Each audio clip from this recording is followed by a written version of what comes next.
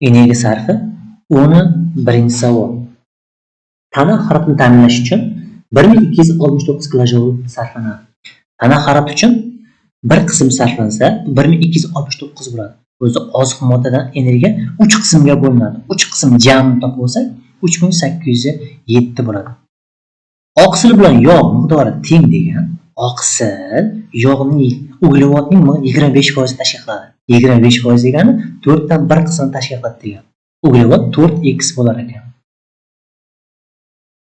Oqsil x edi 17.6 ga ko'paysak 17.6, uglevod 4x edi 17.6 ga ko'paysak 70.4x, yog'imiz x edi 38.9 ko'paysak 38.9x bo'ladi.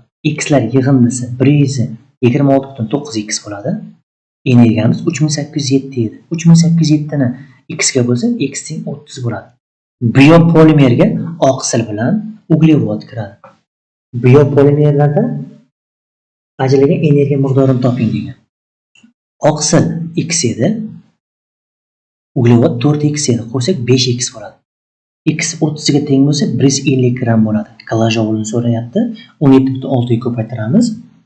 2640 kilojoul bo'ladi. Javob A variant.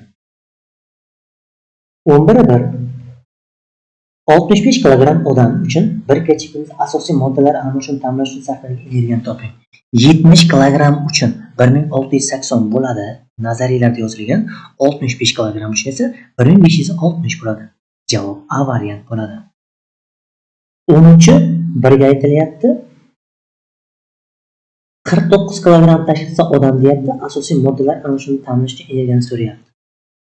70 kilogram uchun 1680 bo'lsa, 49 kilogram uchun esa 1176 bo'ladi. Javob B variant bo'ladi.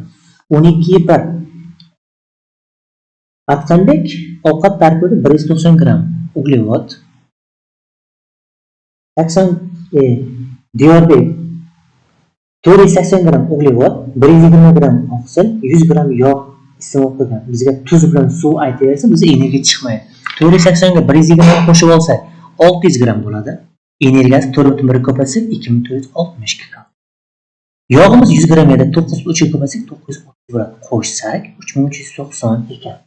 Bizda aytilyapti, to'qima organlari hayot jarayonining normal ish bajarish uchun sarflangan energiya. O'zi jami energiya 3 qismga bo'linsa, 3 dan 1 qismi tana harorati uchun ketadi. 3 dan 2 qismi to'qima organlar ish faoliyati uchun ketadi.